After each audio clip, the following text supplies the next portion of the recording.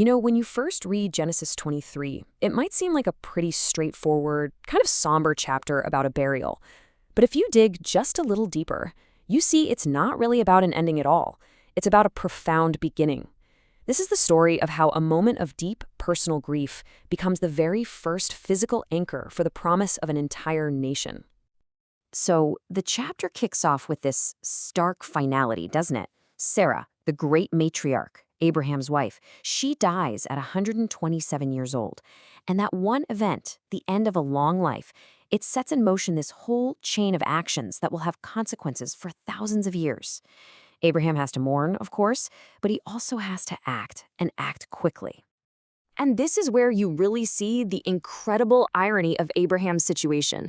I mean, for decades, he's been holding on to God's promise that this whole land would one day belong to him and his descendants. But right now, at the moment of his greatest need, he doesn't own a single square foot of it, not even a small plot to bury his beloved wife. He is, in his own words, just a foreigner, a stranger passing through. So that really brings us to the core question here, right? How does Abraham handle this incredibly painful reality? And more than that, how does this negotiation for a simple burial plot transform into one of the most pivotal acts of faith, literally laying a foundation stone for the future nation of Israel? Well, let's break it all down. First off, you see Abraham's very human reaction. He weeps, he mourns for Sarah, but his grief doesn't paralyze him. It quickly turns into this purposeful action. His most urgent need is to find a permanent resting place for her.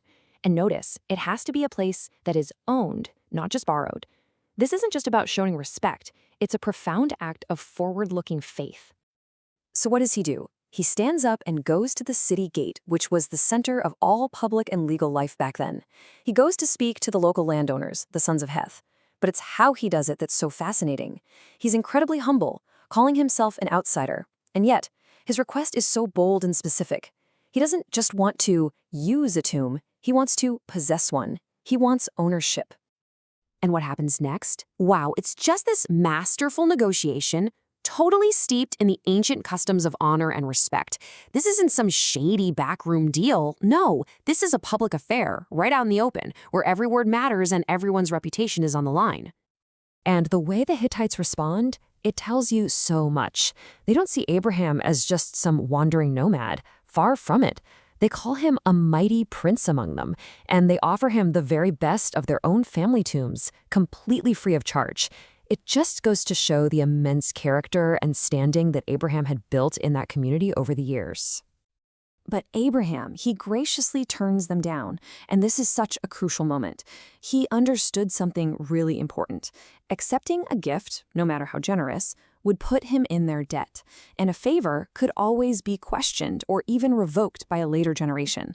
He needed something more than a favor. He needed an indisputable title deed. So he insisted on a purchase. So Ephron, the guy who actually owns the specific field Abraham has his eye on, he stands up and makes this grand public gesture, offering to give him the land. But Abraham, with the utmost respect, bows and insists, "No, I will pay you the full price for it." He is skillfully and respectfully turning a social courtesy into a binding commercial transaction. All right, so this brings us right to the climax of the whole negotiation. A price is about to be named. And with that payment, the spiritual promise God made to Abraham is about to get its first piece of physical, legally owned collateral. Ephron names his price, 400 shekels of silver. Now, you got to understand, by ancient standards, this was a huge sum of money, a really substantial amount. But what's Abraham's reaction? He doesn't haggle. He doesn't complain or hesitate for even a second.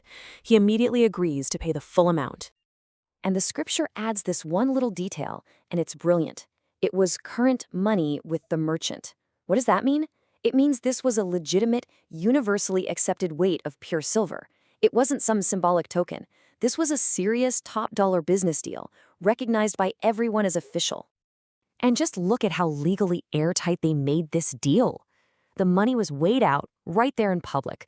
The property was specified right down to the trees on the land. The whole transaction was witnessed by everybody at the city gate. And the result? The land was made sure to Abraham. It was his. No question, no dispute, forever. Okay, so the deal is done. And this is where the story kind of shifts gears. That simple transaction for a gravesite builds into something with immense, lasting significance. See, it was never just about burying Sarah. It was always about establishing a legacy right there in the land. That Cave of Machpelah, it literally became the first foothold for the people of Israel in the Promised Land.